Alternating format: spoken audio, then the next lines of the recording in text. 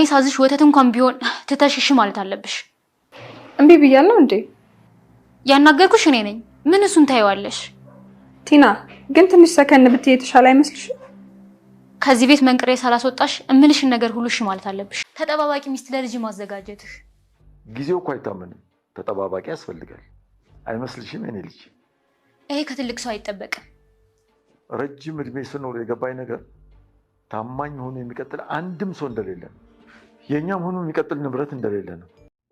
ሚስት ቲና ቤትና ንብረት አገኘው ካለች በኋላ ያገኘች ከመሰላት በኋላ ከተሰወረችበት ቦታ ተመልሳለች።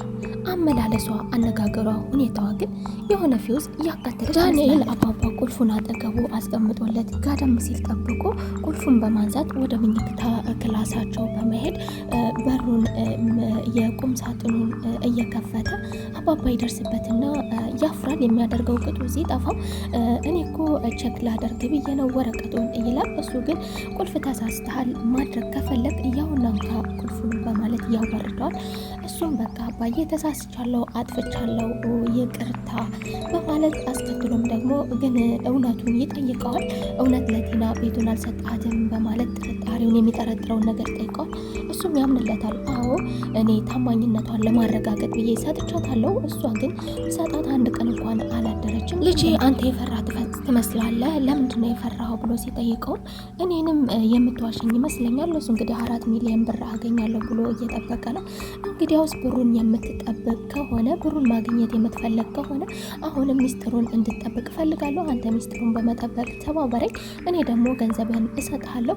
እሱም ተጠራጣሪ ነውና እውነት ግን ትሰጠኛለህ ሲለውም እሰጥሃለሁ፣ በሚገባ እሰጥሃለሁ። ነገር ግን ካሌብማ አባቱን አባዬ አንተ ግን ጀግና በቀለኛ ነህ፣ በጣም ነው ማደንቀህ ይለዋል። እሱም ደግሞ አንተ ምን ተነካና አንተ እንደኔ ሽባልሆን ግን ላይ የተደረገው ነገር አልተደረገብም፣ ተረጋጋ የምልህ ለዛው ነው። ምክንያቱም አባባን መርዘዋለች፣ አባባን ብዙ አዘጋጅተዋለች፣ ሽባ አድርገዋለች። ያው ትሁት በትሁት ትግል ለዚህ በቅቶታል። ለዚህ በቅቶት እንግዲህ እየመለሰላት ነው።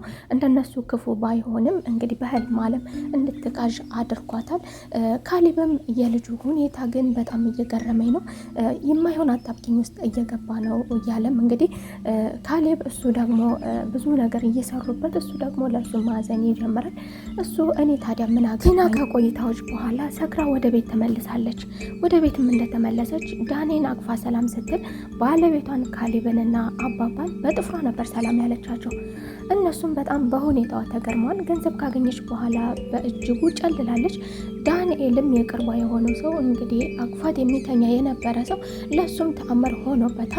እሱም ሁኔታዋ ስላስደነገጠው ባለትዳር እኮ ነሽ ቢላትም ባለቤቴ ሳይጠይቀኝ አንተ ምን ቤት ነህ በማለት መልሳለታለች። እንግዲህ ሁላቸውንም እንደፈለገች እንደምትነዳቸው እና እንደምታሽከረክራቸው አምናን የመጣችው ወደ ትሁትን በመሄድ ትሁትን እንግዲህ አሳይሻለሁ ከዚህ ቤት መንጥቄ ያላስወጣዎች በሁኔታዋ በአክቷ በስታይሏ በሁሉ ነገሯ የተደናገጠው ካሌብም አባዬ የማትፈልገኝ ከሆነ ወደ መኝታ ክላስ መሄድ እፈልጋለሁ ብሎ ነገሯ ሁሉ ነገሯ ስላስደነገጠ ሁላቸው ወደ መስተው ጥላቸው ሲሄዱ ዳኒና ቲና ብቻ ይቀራሉ።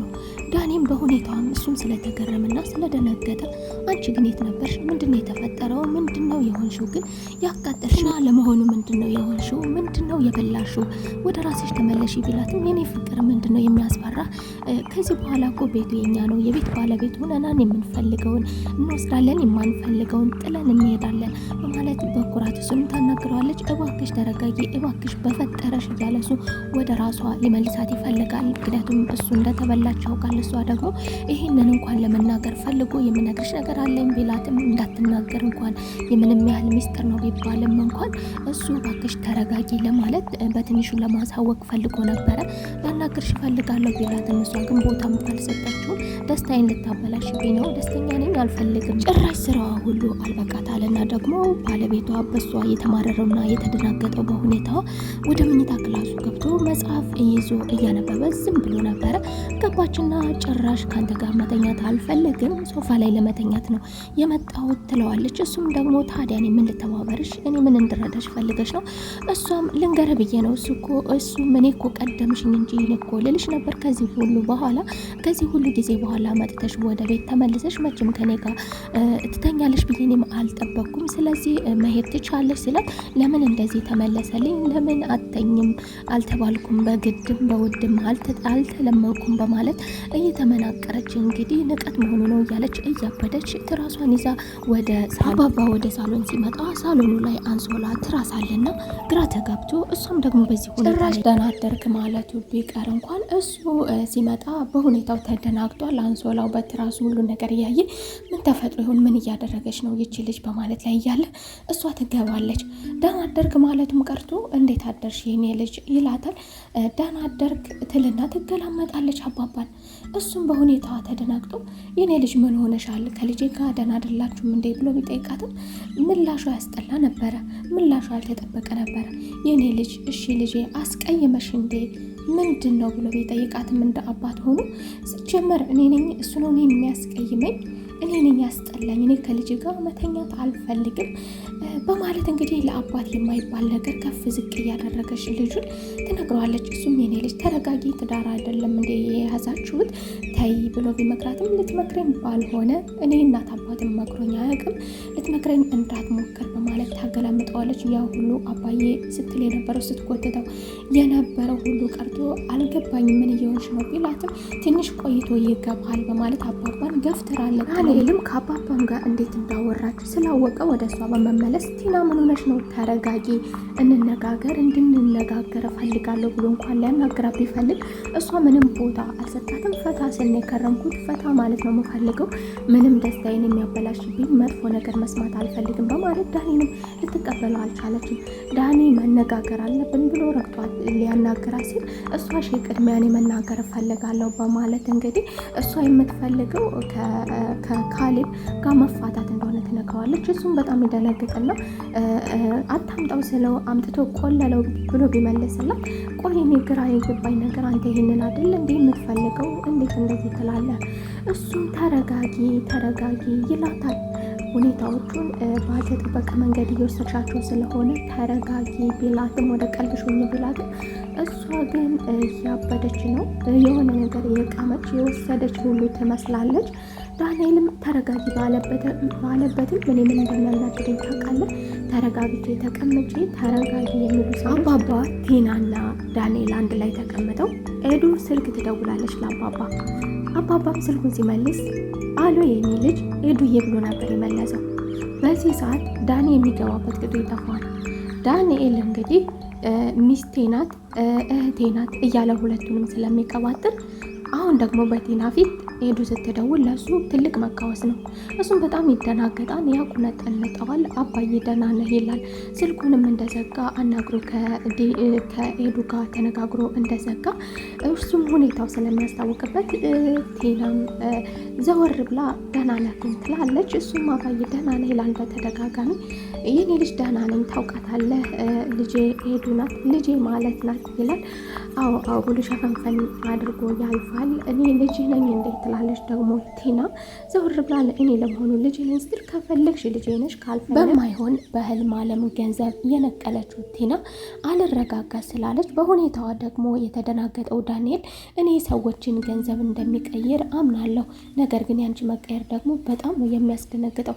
ለማንኛውም ተረጋጊ ብትረጋጊ ይሻልሻል። ቤት ውስጥ እኮ ምን እንደተፈጠረና ምን እየተካሄደ እንደሆነ ራሱ መተሽ እንኳን አልጠየቅሽም። ዝም ብለሽ ሰው ላይ ከመጉራራት ሰዎችን ከማስጨነቅ ሰዎች ላይ ከመደንፋት በስተቀር ቢላትም ዳንኤል ለምን የተፈጠረውን ነገር አትነግረኝም?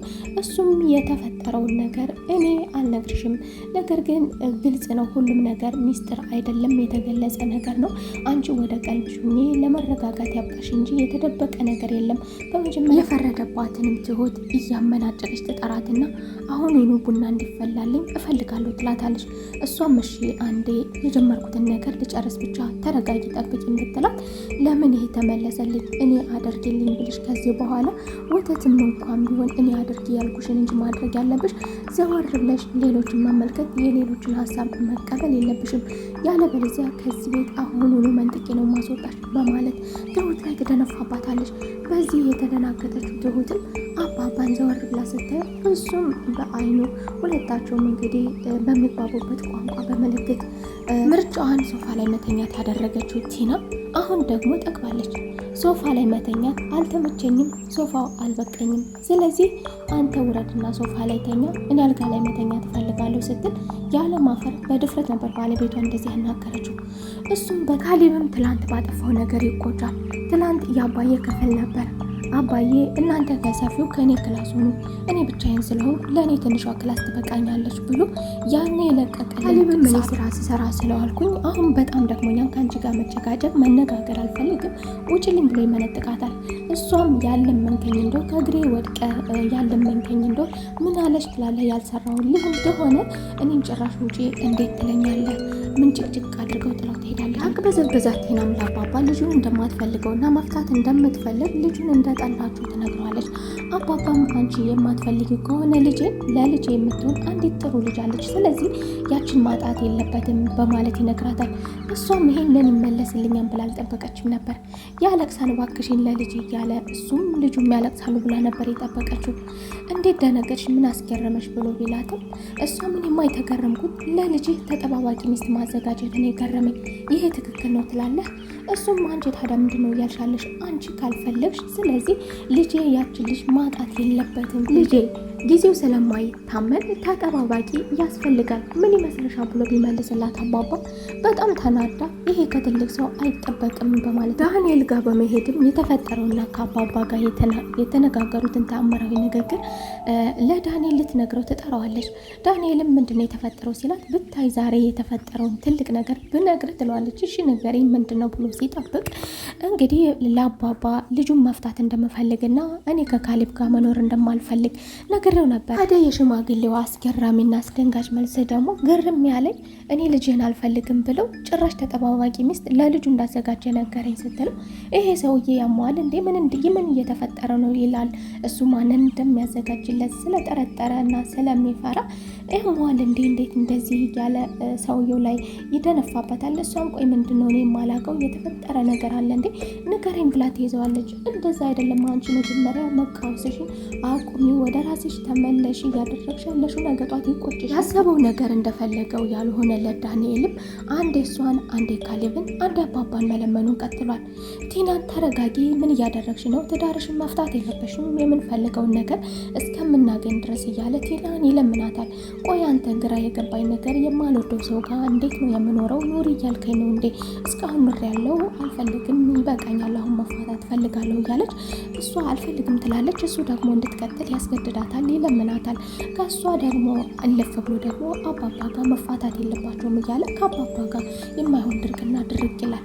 ቆይ ምንድን ነው እያልከኝ ያለው? ስለ ምንድን ነው የምታወራው ቢለውም እንኳን አባባ እንደዛ ቢለውም እንኳን ለዳንኤል አባባ መፋታት የለባቸውም ካሌብ ምን እንደሚሆን አስበው እስኪ ሲለው ካሌብ ምንም አይሆንም፣ መፋታት አለባቸው፣ ከተፋታ መፋታት ከፈለገች እሱ መፋታት አለባቸው፣ የተሻለችውን መርጦ ያገባል ሲለው ቆይ አባዬ ግን እኔን እስቀድመሃል። ግፈኛዋ ሚስት ቲና ዳንኤልን በመጥራት ለዳኒ የሆነ የምነግርህ ነገር አለኝ ሰርፕራይዝ ትለዋለች።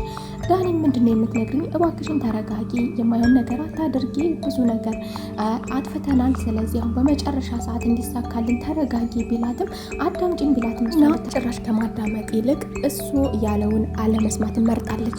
በመጨረሻም ሰርፕራይዙን ይዛ ወደ ቤት በመምጣት ትሁት ቡና እያፈላች ተቀምጣ በነበረበት ሰዓት ቤተሰቡ በሙሉ በተቀመጠበት ትሁትን በመጀመሪያ አባረረቻት። እንድትወጪልኝ እፈልጋለሁ ስትልም ካሌብም አትወጣም፣ የምትፈልጊውን ነገር ከሷ ፊት ከዚሁ ትናገራለች፣ የምትፈልጊውን ነገር እዚሁ ተናገሪ ሲልም ትሁትን አስቀምጧታል። ለሷ ማስቀጥላ ፍች እፈልጋለሁ በማለት እንግዲህ ቤተሰቡን የማይሆን ነገር እያደረገች ዳኒንም አስደንግጠዋለች። ቀጣይ ክፍል ደግሞ ምን ታደርግ ይሆን? የዛሬው ክፍል ይመስላል።